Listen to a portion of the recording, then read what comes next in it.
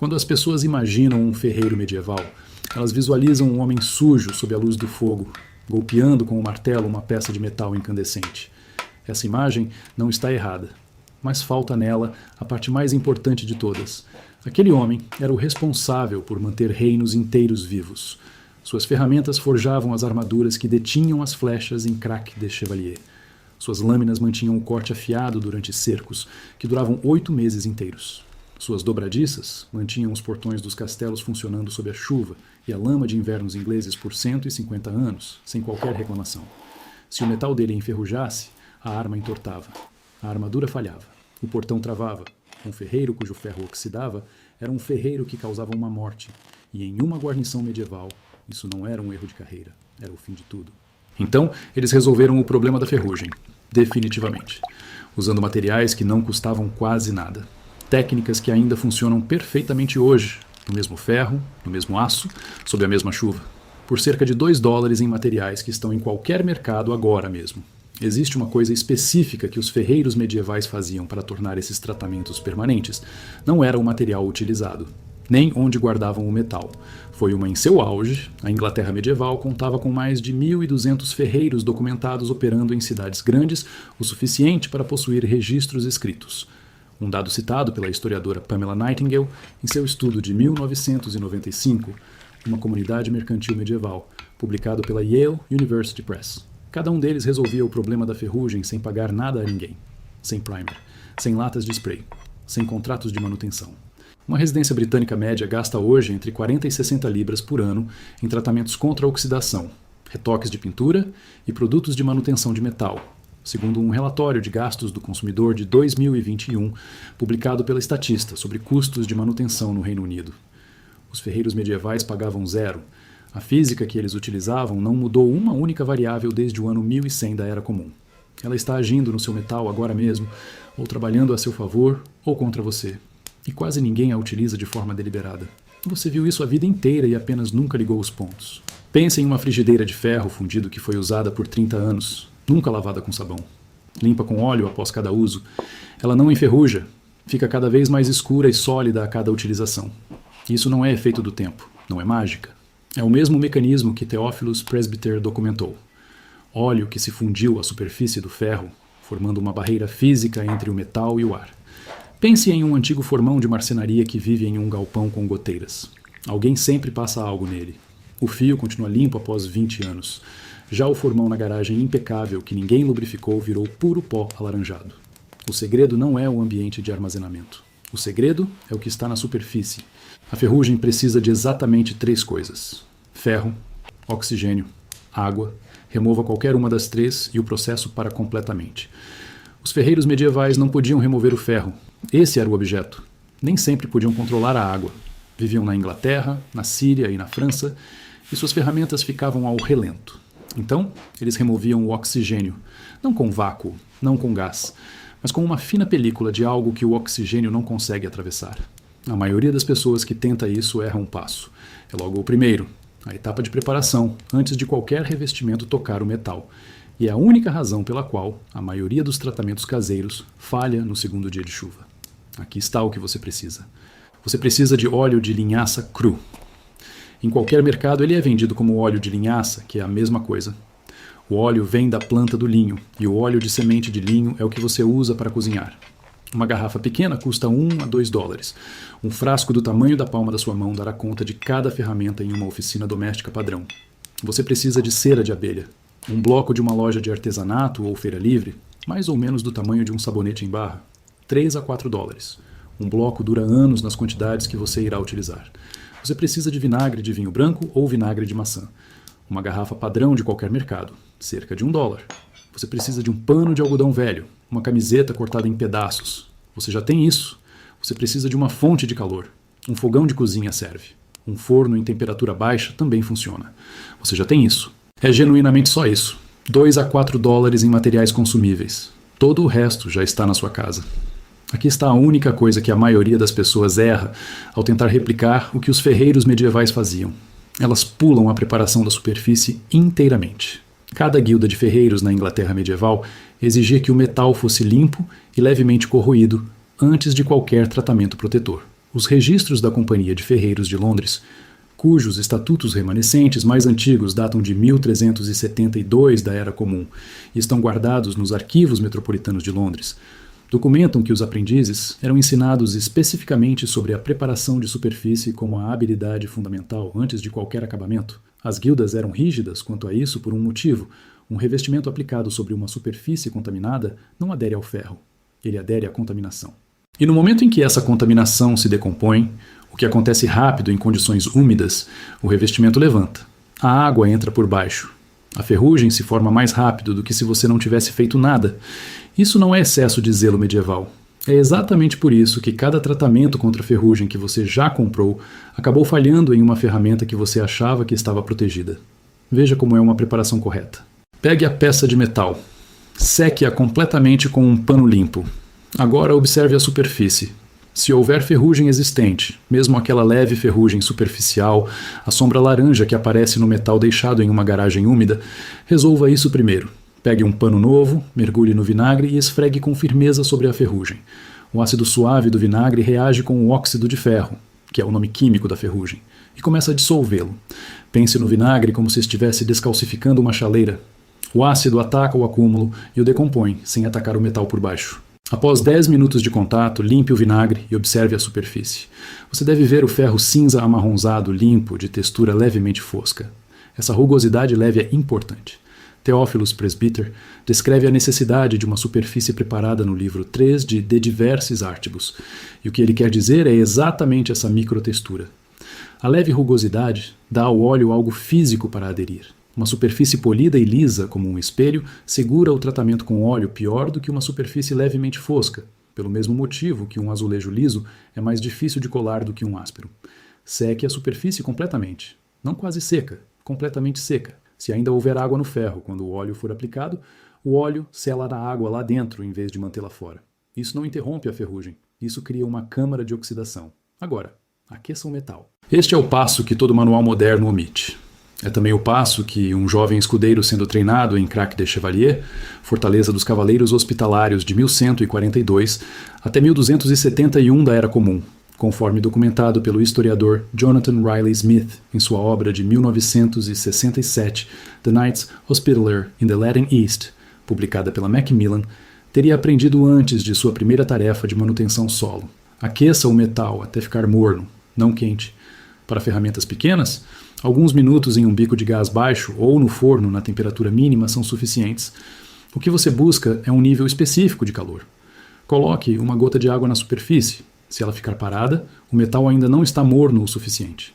Se chiar violentamente e sumir em meio segundo, está quente demais. Se chiar suavemente e levar cerca de 2 segundos para desaparecer, a temperatura está correta. A razão para aquecer o metal é simples. O ferro morno abre seus poros superficiais, as minúsculas imperfeições microscópicas do metal, permitindo que o óleo flua para dentro, em vez de apenas repousar sobre ele. Quando o metal esfria, esses poros se fecham em volta do óleo. O óleo agora está dentro da superfície, não sobre ela. Esta é a diferença física entre um tratamento que dura décadas e um que se desfaz em uma semana. O próximo passo é o que a maioria das pessoas pula ou faz com pressa, e é o mesmo passo que fez a diferença entre as armas e peças que sobreviveram 2 décadas em uma guarnição cruzada no deserto sírio e as recuperadas em sítios similares, já corroídas e falhas. Eis como se faz. Enquanto o metal ainda está morno, aplique uma fina camada de óleo de linhaça cru com um pano de algodão. Fina, não generosa, não encharcada. Tão fina que após 30 segundos de fricção firme você mal consegue vê-la. Se o pano ainda deixar um rastro úmido visível após 30 segundos de pressão, você usou demais. Remova o excesso. A camada fina que você quase não vê é mais forte que a camada grossa que você definitivamente vê. Isso é contra-intuitivo, mas é exatamente o que Theophilus Presbyter quis dizer ao descrever a aplicação do óleo em De Diversis Artibus. Um pouco, bem esfregado. Agora a química começa. O óleo de linhaça, o mesmo óleo de linhaça na sua prateleira, é o que os químicos chamam de óleo secante. Ele não permanece líquido em contato com o ar aberto. Ele polimeriza. Pense na polimerização como cozinhar um ovo. Um ovo é líquido na frigideira. Após o calor atuar, as proteínas se unem e o líquido se torna um sólido que não flui mais. Não se pode descozinhar um ovo? O óleo de linhaça faz o mesmo ao contatar o oxigênio do ar. As moléculas se ligam e o líquido lentamente se transforma em uma película transparente e dura. Essa película não conduz à ferrugem, não permite a passagem de moléculas de água. E, ao contrário da tinta, não descasca da superfície, porque se ligou quimicamente ao ferro, e não apenas secou sobre ele. Isso é exatamente o que Theophilus descreveu em 1125 da Era Comum, ao escrever, no livro terceiro de De Diversis Artibus, que o óleo deve ser aplicado no ferro e então exposto ao ar e calor suave até endurecer. Ele observava a polimerização sem ter o vocabulário para isso. Ele compreendia o resultado perfeitamente. Deixe a primeira camada por pelo menos 12 horas. Durante a noite é melhor. A superfície ficará levemente pegajosa nas primeiras horas. Isso é normal. Após 12 horas, deve estar dura e com um brilho seco muito sutil. Se ainda parecer úmida, precisa de mais tempo. A temperatura importa aqui. Uma oficina fria retarda a cura. Se a temperatura do seu espaço estiver abaixo de 12 graus Celsius, leve o metal tratado para um local mais aquecido durante o período de cura. Quando a primeira camada estiver completamente curada, aplique a camada de cera de abelha. Aqueça o metal à mesma temperatura suave de antes. Pegue o bloco de cera de abelha e esfregue-o diretamente na superfície morna. A cera derreterá levemente ao tocar o calor e formará uma película muito fina e uniforme. Use imediatamente o pano para lustrar, enquanto a superfície ainda está quente o suficiente para a cera permanecer fluida por 2 ou 3 segundos sob fricção. A cera de abelha como conservante de metal é documentada em registros medievais de armaria. O historiador Claude Blair, em sua obra de 1958 European Armor, publicada pela Beresford, discute o uso de compostos à base de cera e gordura na manutenção de armaduras de placas ao longo do período medieval, observando sua presença em inventários de armaria e registros de manutenção dos séculos XIV e XV. A cera de abelha forma o que se chama de camada hidrofóbica. Hidrofóbico significa que repele água. É a mesma propriedade que faz a água formar gotas na superfície de um carro encerado. Uma superfície onde a água não consegue aderir é uma superfície onde a ferrugem não consegue começar. A água que forma gotas e rola para fora nunca tem tempo ou contato para iniciar a reação eletroquímica. O sistema de 2 camadas, óleo de linhaça polimerizado ligado à superfície do ferro, seguido por uma camada de cera de abelha sobre ele, funciona como uma parede com 2 peles. O óleo cuida da ligação interna com o ferro. A cera cuida da repulsão de água na superfície externa. Juntas, elas são o que manteve os implementos de ferro funcionais nas condições reais de um ferreiro medieval. Invernos ingleses úmidos, verões abafados, depósitos apertados, décadas de uso. Deixe a cera secar por 1 hora. Depois, passe um dedo pela superfície. Você deve sentir a leve resistência da cera solidificada, como passar o dedo numa superfície de madeira bem encerada. Não escorregadia, não úmida. Apenas um liso suave, diferente do metal nu. O teste final requer apenas uma gota d'água. Coloque uma única gota na superfície tratada. Se ela formar uma cúpula redonda e rolar ao inclinar levemente o metal, o tratamento está completo e funcionando. Se a gota se espalhar e achatar, a superfície precisa de outra camada fina de cera ou mais tempo de cura. Confie na gota d'água. Ela não mente. Esse é o primeiro tratamento completo. $2 em materiais. A mesma química que Teófilo Presbítero documentou em 1125 da Era Comum. O mesmo resultado que permitiu ao baú de ferramentas de Mastermere sobreviver 900 anos num lago sueco. Um frasco de óleo de linhaça e um bloco de cera de abelha tratam todas as ferramentas de uma oficina doméstica padrão, de 40 a 50 peças de metal. Digamos $3 distribuídos por tudo que você possui e pode enferrujar. Uma família de 4 pessoas, com as ferramentas, utensílios de jardim e itens de cozinha acumulados numa década, pode tratar todas as superfícies de metal que possui por menos de $5. E depois gastar talvez $1 por ano em manutenção. Não por item, no total. O intervalo de manutenção para metal adequadamente tratado e guardado em interior é de uma aplicação por ano, feita em cerca de 1 hora. Uma unidade faz isso. O que uma comunidade medieval de 300 pessoas fazia com o mesmo princípio em grande escala, e o que isso significava para a duração de suas ferramentas, armas, portões e vidas, é o que muda a forma como você enxerga todo o problema. Nos registros da granja da Abadia de Fountains, em North Yorkshire, um mosteiro cisterciense fundado em 1132 da Era Comum, hoje Patrimônio Mundial da Unesco, com arquivos mantidos pela English Heritage, entradas do final do século XIII e início do século XIV mostram compras regulares de linhaça e sebo listadas para manutenção de implementos de ferro usados nas propriedades agrícolas da abadia. O historiador Colin Platt, em sua obra de 1984, The Abbeys and Priories of Medieval England, publicada por Secker and Warburg, descreve como grandes comunidades monásticas gerenciavam seus inventários de ferramentas por gerações, não substituindo itens gastos, mas mantendo os mesmos itens por décadas como política econômica deliberada, especialmente durante a Grande Fome de 1315 a 1322, quando o ferro era caro e a substituição não era opção. Uma comunidade de 100 monges cistercienses e irmãos leigos administrando milhares de acres de terra mantiveram as mesmas lâminas de gadanha, as mesmas relhas de arado e a mesma ferragem de portões funcionando por gerações. Não décadas, gerações. As ferramentas que um monge manteve em 1280 ainda eram ferramentas de trabalho em 1340. 60 anos de uso agrícola constante no clima de Yorkshire, sem contas, sem infraestrutura, sem pedir permissão a ninguém. Há uma condição em que este sistema funciona menos bem que em qualquer outra situação. Os engenheiros medievais também a enfrentaram, e a forma específica como se adaptaram é a última peça deste roteiro. A limitação real é o ar salino. Em ambientes costeiros, até cerca de 1.600 metros do oceano aberto, o ar carrega partículas de sal que pousam continuamente em toda a superfície. O sal é um catalisador da ferrugem. Ele acelera a reação entre ferro e água como um queimador quente cozinha mais rápido que um frio. O sal extrai moléculas de água mesmo do ar úmido e as mantém contra o metal por mais tempo que o normal. O sistema de linhaça e cera de abelha desacelera bastante esse processo.